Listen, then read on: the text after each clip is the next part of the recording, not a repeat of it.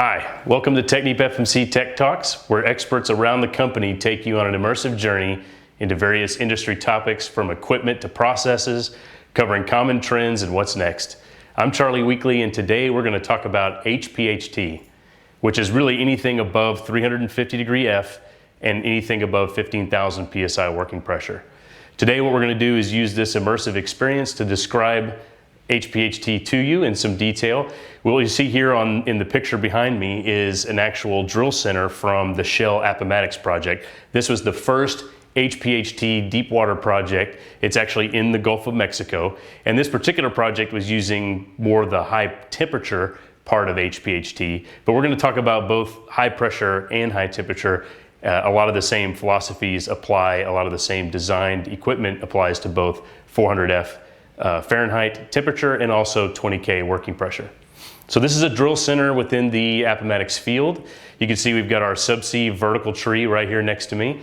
This is an enhanced vertical deep water tree. There's really two different kinds of trees that we typically produce. One is a horizontal tree or enhanced horizontal tree, EHXT, and also the EVDT or the enhanced vertical deep water tree. And this tree system is based on our long legacy of building trees and tree designs, vertical tree designs, over the last multiple decades. We'll talk more about the tree here in a minute. The scope of work also included, when we talk about the HPHT aspects, it also included the manifold. And what you see here, this is a 6-slot, 2-header manifold, again, also rated to 400F. And it's actually designed to commingle the flow or production from multiple wells in a drill center into a common structure. And that way the common flow from these various wells can be sent to the platform either through one flow line or two flow lines, whatever it is that the operator chooses to install. And we'll come back and talk about the manifold too in more detail in a few minutes. So speaking of the tree, again, this is our enhanced vertical deep water tree, 400 degree F. There's a lot that went into this tree design. So we took a lot of, again, what we've learned from past tree designs and kind of built that into this tree system. But what you'll see when you look at this example, this is actually a cross section of the tree. And the interesting thing about vertical trees is there's something called the production master valve. And this valve is present whether you're looking at a horizontal tree or a vertical tree. But the easiest way to remember if it's a vertical tree or a horizontal tree is where is the master valve. And in this case, it's right up here in the cross section you can see. So that master valve is actually in the vertical bore of the tree. And that's one of the easiest ways to tell if this is a vertical tree or a horizontal tree. Now, like I said, this design was built on a lot of the legacy experience we've gotten from other lower pressure, same pressure trees, lower temperature trees, stuff that's not in the HPHT regime. But what was really interesting and critical about HPHT, again, anything over 15K, anything over 350 degrees Fahrenheit, is it involved a whole new set of materials testing, a whole new set of guidelines, because the governing specs, API 17D 6A, have always taken us up to 15K, 350 degrees Fahrenheit.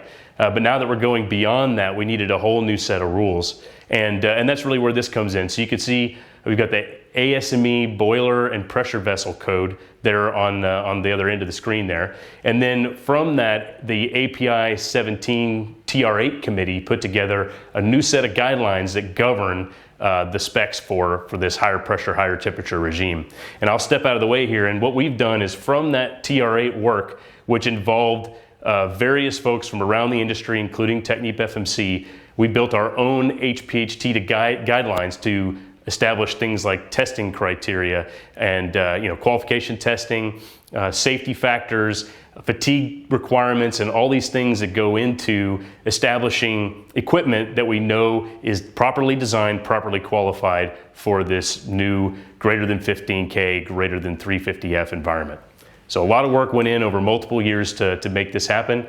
And so all of these components, whether it be elastomer seals, made from some sort of polymer, or metals like Inconel and carbon steel, that all had to be designed on paper through finite element analysis, put through tremendous amounts of qualification testing in order to validate the design. Okay, so that's the tree system. A couple of things I'll just point out about trees in general, and especially this being a vertical tree, it's a good opportunity. What you see right here underneath the tree is what we call the tubing head.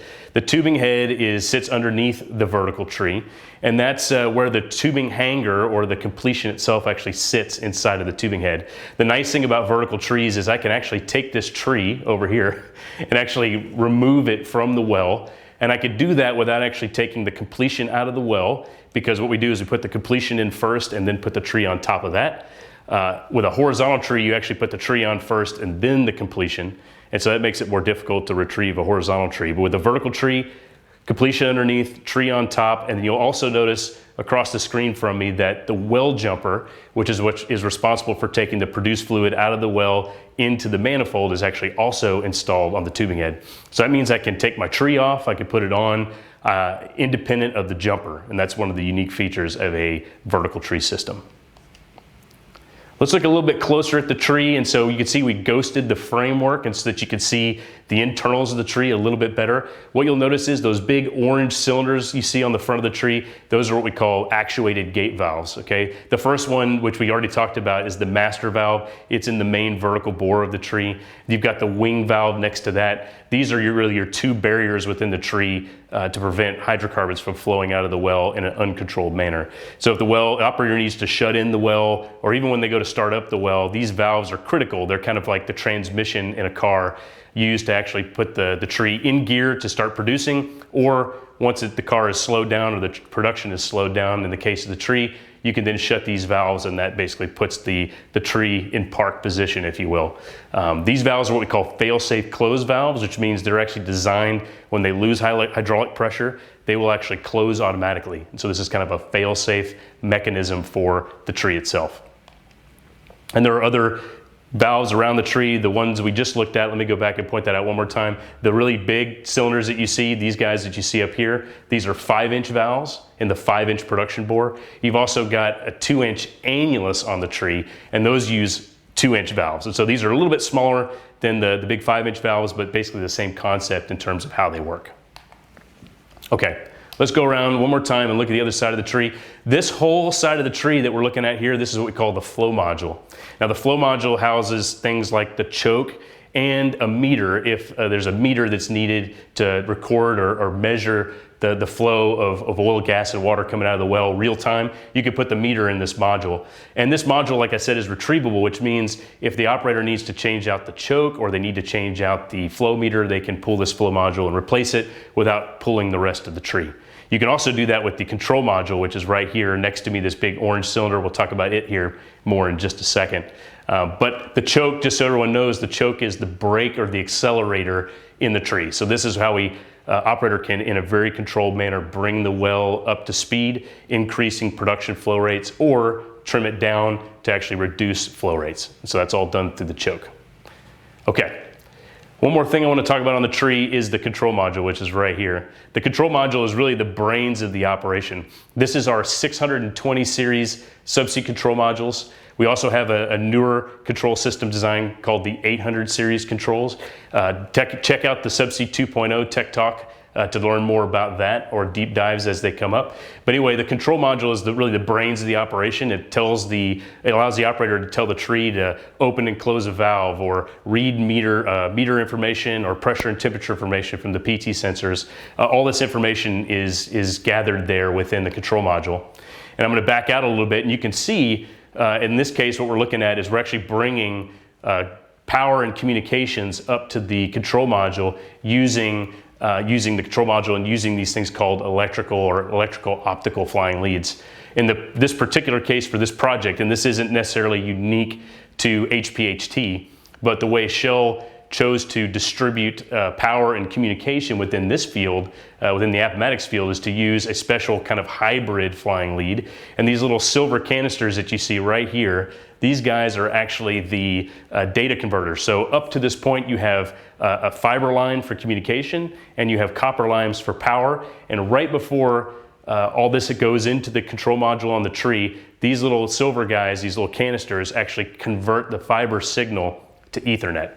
And that's important because what that allows us to do is take this fiber signal, convert it to something that can be put on copper, and then we take copper lines straight into the SCM instead of having to run fiber all the way up into the control module.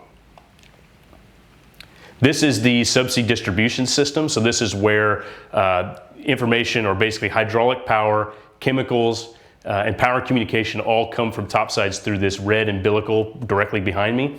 And they're all distributed out into the drill center through a series of flying leads. And what you can see here in the foreground, this is what we call the umbilical termination assembly. In the distance, you've got the blue cables that you see. That's where the hydraulic fluid and the chemicals are distributed to the trees and manifolds. And then these red cables and green cables right next to me with the ones and zeros, those are the fiber lines and or basically the hybrid flying leads that have the fiber and the copper together. Nice view of the drill center here from kind of a nice above view. Like I said, this is a 6-slot drill center, or 6-well drill center. You can see the 6 different trees that are in the drill center around me. Here's one as an example, which we've already looked at. The manifold here in the middle of the drill center is where we combine all that production. And then you'll notice we actually have right here is what we call pipeline in termination. And so all that combined production into the manifold goes into either this flow line, or there's actually, I'll step out of the way for a second, there's actually another one right here. So you can have multiple flow lines that these drill centers connect to, depending on how the operator wants to take the production back to the facility. Let's take one more close look at the manifold. Just like I did for the tree, I've actually ghosted the structure so you can see it. As you might expect, the manifold is full of a whole bunch of different valves, just like the tree. In most cases, these valves are actually 5 inches in diameter, much like the trees, because this is a production manifold. So we're carrying that 5-inch bore, that 5-inch ID, all the way through the system into the manifold and ultimately into the header, which then carries the production to the flow line. Now, normally the branches or the individual wells, they connect in through individual connections on the manifold. Those are typically the same size as the tree, so 5-inch in this case. And then oftentimes the header will be a larger size bore, maybe 7-inch or 9-inch, because you're taking not just production from one well, but up to 6 wells through a common header or through a common flow line. So you need that extra size in order to carry the volume forward. One more thing to point out too on the manifold before we move to the jumper is this thing here is an interesting structure. This is actually called an acoustic leak detector. And so this literally sits there with a hydrophone and listens to the manifold while it's underwater. And this is a really neat technology, and there's others out there like it for surveillance and monitoring of production integrity. But in this particular case, this leak detector is listening for leaks on the manifold. So in case it hears something, there's a pitch change in what it's hearing as kind of the ambient sound, it could indicate a leak is occurring somewhere, and then the operator could go out and send a vessel out to investigate further. But this gives them real-time access and ability to listen to what's going on.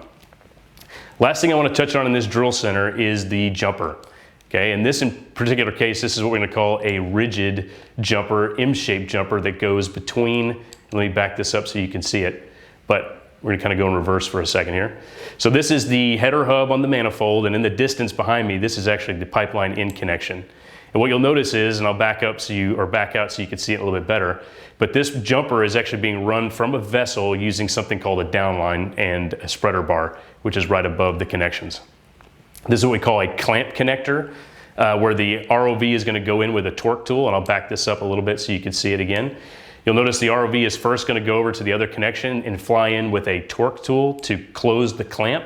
You'll get a much better view of this here in this next scene where the ROV will fly in and make up this connection. So literally with this torque tool, he's able to apply clockwise torque to the clamp, and that's going to close the clamp and lock and then give a good seal between the jumper and the manifold. A lot of this equipment can't be installed all together at the same time, so it's got to be installed individually and connected individually. And the remote operated vehicle that you just saw is such a critical part of our ability. There are our hands and our eyes subsea when it comes to putting things together. And of course, all this equipment has to be designed to interface properly with an ROV.